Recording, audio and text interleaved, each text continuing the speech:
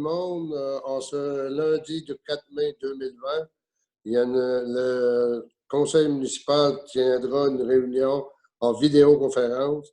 Donc, j'inviterai M. Jonathan Blais à proposer l'ordre du jour, soit que lecture et adoption de l'ordre du jour, point 2, point 3, point 1, adoption du procès-verbal du 6 avril 2019, point 4, 4.1, liste des comptes à payer au 30 avril 2020, approbation, 4.2, contrat 2020-100, acquisition de camions 6 roues de l'année 2021 et ses équipements de déneigement, rapport et octroi. 5.1, règlement numéro 343, règlement modifiant le règlement 341, règlement décrétant l'imposition des taxes et compensations pour l'année 2020, adoption. 5.2, mention spéciale pour l'implication de Mme Liliane Drolet à la bibliothèque municipale. 6, affaires nouvelles. Est-ce que vous avez des points aux affaires nouvelles? 7, points d'information. 8, levée de l'Assemblée. Donc, j'inviterai M. Jonathan Blais à faire la résolution du point numéro 1. Parfait. Donc, le conseil municipal siège en séance ordinaire ce lundi 4 mai 2020 par voie de visioconférence. Je vais inviter tout le monde, dans le fond, à se nommer pour signifier leur présence. Pierre Cormier, maire. Charlotte Cormier, conseillère.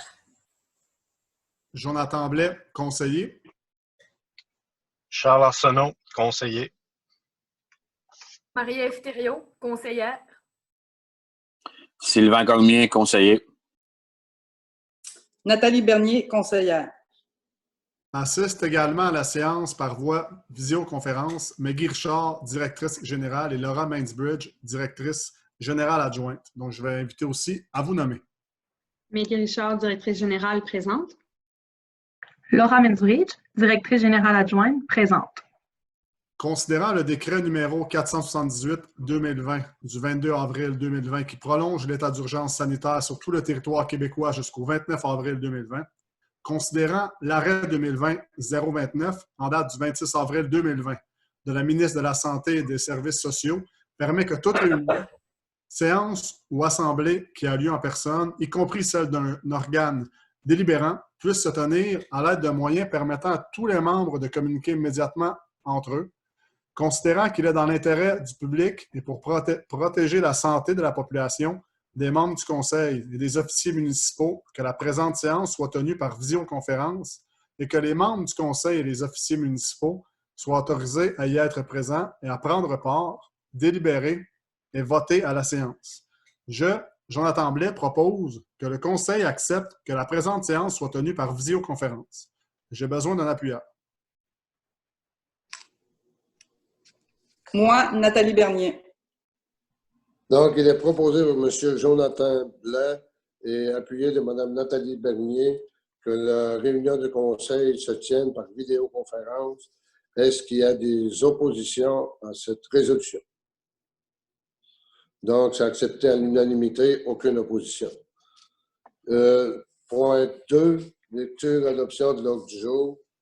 Je vous l'ai lu il y a quelques minutes, donc ça me prendra une résolution pour adopter l'ordre du jour. Moi, Charles Arsenault, après la lecture de l'ordre du jour, je propose que l'ordre du jour de la présente séance soit adopté, étant entendu que le point relatif aux affaires nouvelles demeure ouvert. J'ai besoin d'un appuyeur. Appuyé par Sylvain Cormier. Donc, il est proposé par M. Charles Arsenault, appuyé par M. Sylvain Cormier, que la lecture de l'ordre du jour soit acceptée telle que lieu avec les affaires nouvelles ouvertes. Est-ce qu'il y a une opposition à cette résolution? Donc, accepté à l'unanimité, sans opposition. Point 3.1, adoption du procès-verbal du 6 avril 2020. Considérant qu'une copie du procès-verbal de la séance du conseil de la municipalité de Havre-Saint-Pierre, tenue le 6 avril 2020, a été remise à chaque membre du conseil à l'intérieur du délai de 2 jours juridiques avant la séance, la directrice générale est dispensée d'en faire la lecture. Moi, Charlotte Cormier, propose que le procès-verbal de la séance du conseil tenue le 6 avril 2020 soit, par la présente, adopté tel que déposé. J'ai besoin d'un appuyeur. Moi, Jonathan Blais, j'appuie. Donc, il est proposé par Mme Charlotte Cormier, appuyé de M. Jonathan Blais, l'adoption des procès-verbaux de la réunion du 6 avril dernier. Est-ce qu'il y a de l'opposition à cette résolution? Donc, adopté à l'unanimité, aucune opposition. 4.1, liste des comptes à payer au 4 mai 2020. J'ai un projet de résolution. Je, Nathalie Bernier, propose que le conseil municipal approuve la liste des comptes à payer au montant de 41 183,92 en date du 4 mai 2020. J'ai besoin d'un appuyeur. Moi, Charlotte Cormier, j'appuie. Donc, il est proposé par Mme Nathalie Bernier et appuyé de Mme Charlotte Cormier que le conseil municipal approuve la liste des comptes à payer au montant de 41 183,92. Est-ce qu'il y a une opposition à cette résolution? Donc, accepté à l'unanimité, sans opposition. 4.2, contrat 2020-100, acquisition de camions Siro de l'année 2021 et ses équipements de déneigement, rapport et octroi. J'inviterai Mme Laura Mansbridge à donner des explications au niveau de cette résolution. Donc, pour le contrat 2020-100, nous avons procédé à l'ouverture des soumissions le 30 avril dernier. On a reçu 2 soumissionnaires, dont Camion Avantage et le deuxième soumissionnaire Robitaille Équipement. Donc, ce soir, nous allons octroyer le contrat au plus bas soumissionnaire conforme, qui se trouve à être Camion Avantage au montant de 250 197,10 sous.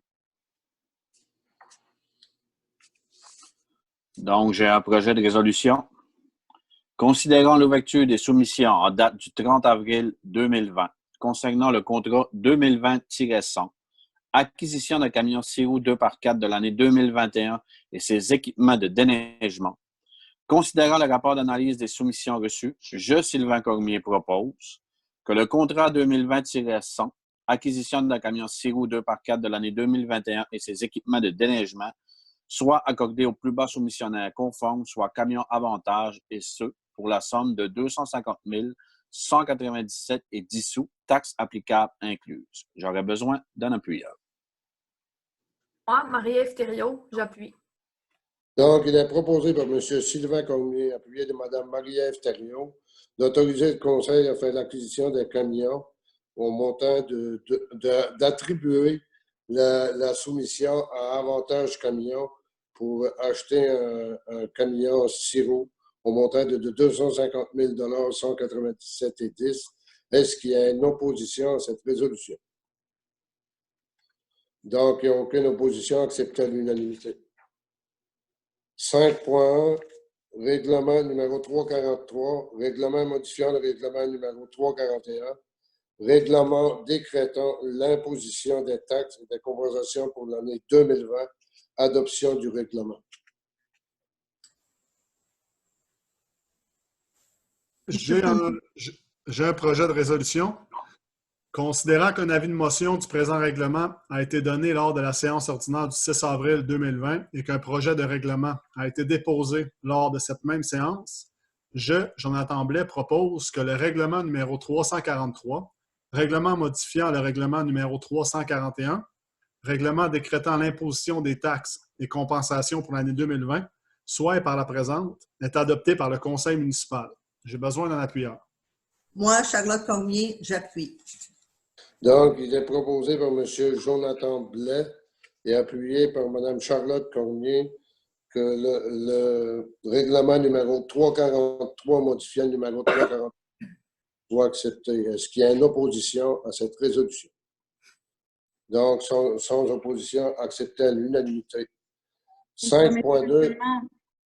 Si vous me permettez, j'aimerais juste ajouter une petite spécification pour que le monde comprenne bien pourquoi on vient d'abroger cette résolution-là. Si vous vous souvenez, à la dernière séance, nous avions adopté une résolution comme quoi l'on informait les citoyens que, dû à la situation de la COVID, que l'on annulait les frais d'arriérage pour les taxes, les montants des intérêts dus finalement pour les taxes jusqu'au 31 juillet prochain, si je ne me trompe pas. Donc,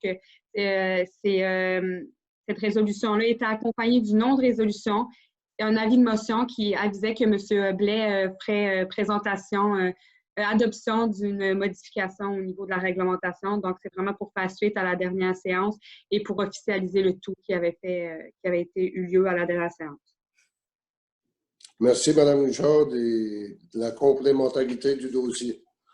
5.2, une mention spéciale pour l'implication de Mme Liliette Drolette à la bibliothèque municipale. Vous savez que Mme Drolette a été, durant plusieurs années, au service des citoyens d'Havre-Saint-Pierre à la bibliothèque. Donc, le conseil municipal a tenu à faire en sorte d'avoir une résolution pour justement reconnaître ça. Considérant que le conseil municipal souhaite reconnaître l'importante implication de Mme Liliane Drolet à titre de bénévole au sein de l'équipe de la bibliothèque municipale depuis plus de 25 ans, suite à l'annonce de son départ, considérant que son apport, avec l'appui de l'ensemble de l'équipe de bénévoles, a grandement contribué au développement dynamique de notre bibliothèque municipale et au maintien d'un excellent service au bénéfice des citoyens et citoyennes, je, Marie-Ève Thériault, propose que la municipalité de Havre-Saint-Pierre témoigne de sa reconnaissance en décernant à Mme Liliane Drolet une mention spéciale pour son importante implication bénévole au sein de la bibliothèque municipale. J'ai besoin d'un appuyeur. Moi, Jonathan Blais, j'appuie. Donc, il est proposé par Mme Marie-Ève Thériault, appuyé de M. Jonathan Blais, qu'une résolution soit passée au sein du Conseil pour reconnaître les services de Mme Liliane Drolet à la bibliothèque municipale durant ces 25 dernières années. Donc, est-ce qu'il y a une opposition à cette résolution? Donc, aucune opposition. Accepté à l'unanimité, encore une fois. Merci à Mme Drolet pour tous les services rendus. Point 7. Point d'information. Mme Richard.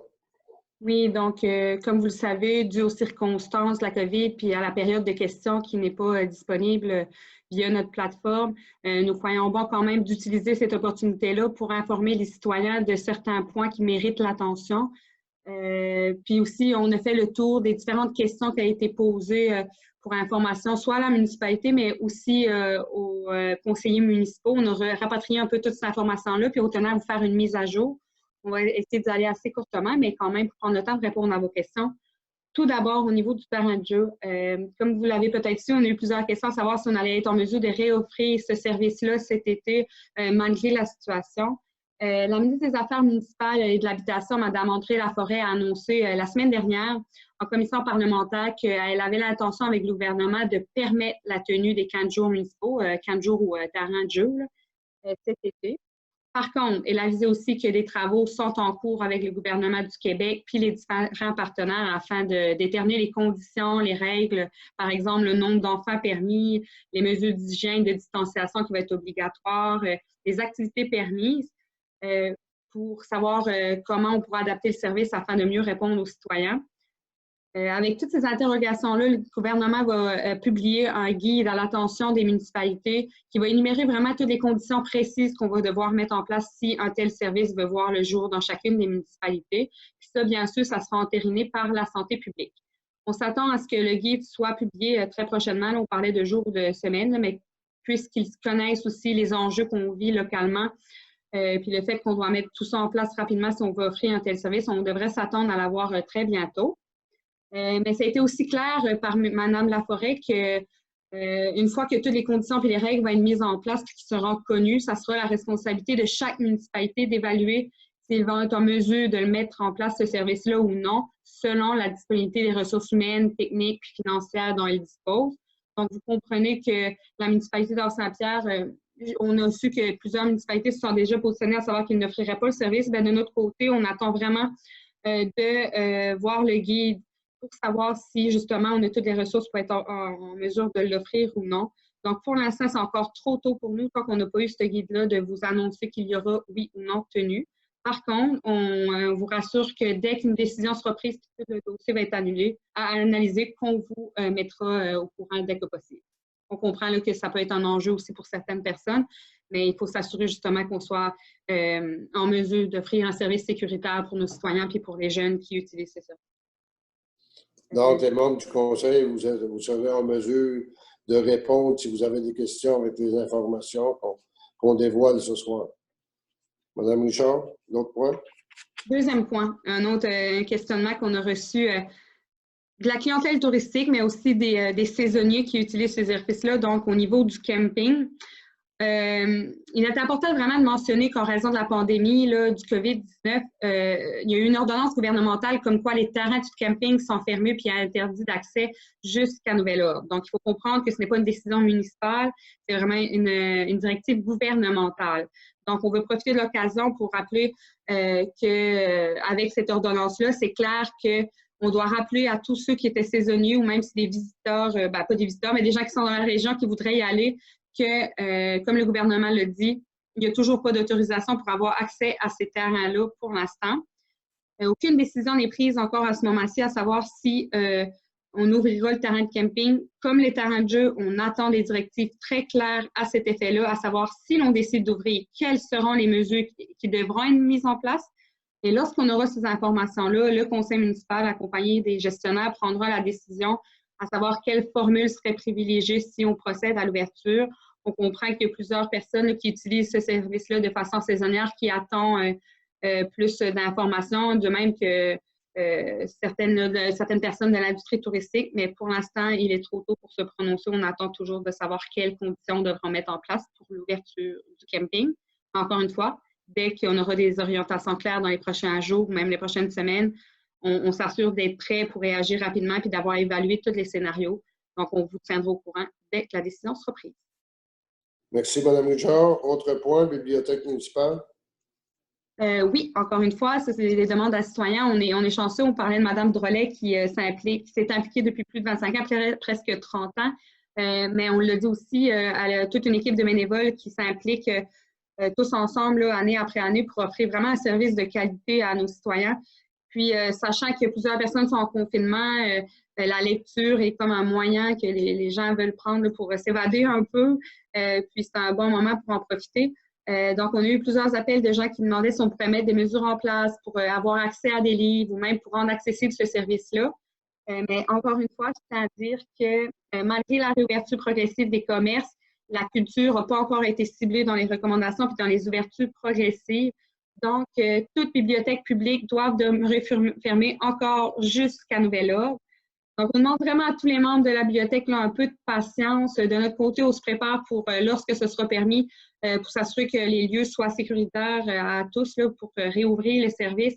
Par contre, là, même si vous voyez dans différentes régions du Québec, certaines bibliothèques qui ne sont peut-être pas publiques ou municipales comme la nôtre, qui mettent en place certaines mesures là, pour déjà ouvrir, nous, de notre côté, ce n'est pas permis, c'est toujours interdit. Puis, on le fait surtout pour votre sécurité, parce que vous comprenez que si on réouvre le service, c'est des bénévoles qui devront se présenter sur les lieux. Donc, on veut vraiment s'assurer de suivre à la lettre les règlements. Mais inquiétez-vous pas, on se prépare également pour, dès que l'ouverture sera possible, de tout mettre en branle pour ouvrir ça le plus rapidement possible. Merci, Mme Richard.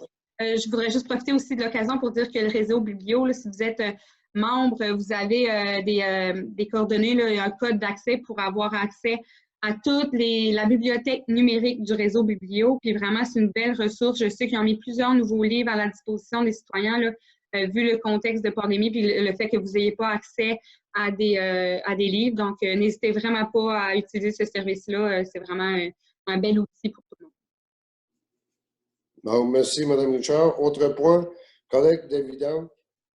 Oui, comme vous le savez peut-être, début mai signifie printemps. Printemps signifie double collecte. Donc, dès aujourd'hui, lundi 4 mai, la collecte se fait de façon plus assidue, on pourrait dire. Donc, les bacs verts des matières résiduelles vont être collectés à toutes les semaines, tandis que les bacs bleus de matières recyclables, eux, seront toujours aux 2 semaines. Donc, à partir de cette semaine, c'est vraiment les 2 bacs qui peuvent être mis pour la collecte. Puis ça, c'est jusqu'au 28 août prochain inclusivement. Donc, pour toute la période estivale, il y a le service qui va être ajouté au niveau de la collecte à chaque semaine du bac vert. Merci, Mme Richard. Dépotoir clandestin. Oui, dans la même thématique un peu de toutes les matières résiduelles. Il a été, c'est malheureux, mais comme à tous les printemps, on fait face aux fameux dépotoirs clandestins. On a essayé l'année dernière aussi de faire de la sensibilisation auprès de la population, justement, pour parler des risques et des méfaits que que ça comporte. Mais encore cette année, on a déjà été mis la puce à l'oreille que certains dépotoirs clandestins avaient vu le jour au sein de la communauté, particulièrement là, au niveau du chemin de l'aéroport, que ce soit, on pense que c'est pas nocif d'aller porter des carcasses de fruits de mer ou peu importe dans la nature, puisque on pourrait considérer que ça peut se dégrader. Par contre, ça comporte un risque puisque ça pourrait attirer des animaux. Je sais que présentement, en période de pandémie, il y a beaucoup de gens qui vont marcher le long du chemin de l'aéroport. Donc, pour une question de sécurité, je pense que c'est très bien que tout le monde comprenne qu'il ne faut jeter aucun résidu de nourriture dans la nature, justement pour une question de sécurité, mais qu'aussi, le règlement sur les nuisances est très clair. Il est interdit là, à tout le monde de laisser, de déposer ou de jeter dans le domaine public des déchets, des détritus, des matériaux, la ferraille et n'importe quelle matière malsaine ou nuisible, là, que ce soit sur la plage, dans la nature ou même au milieu de la municipalité, là, vous comprenez que c'est interdit. On voit qu'il y a beaucoup de gens aussi qui est très sensibilisé à la fonte de neige, là, on voit plein de déchets apparaître. Puis au niveau de la municipalité, on fait un travail là, au début de même cette semaine au niveau du nettoyage des parcs, de tous les espaces publics. Par contre, on compte vraiment sur la population pour disposer de leur matière résiduelle là, de la bonne façon. N'oubliez pas aussi qu'on a l'éco-centre qui est ouvert pour accueillir ce genre de matière-là.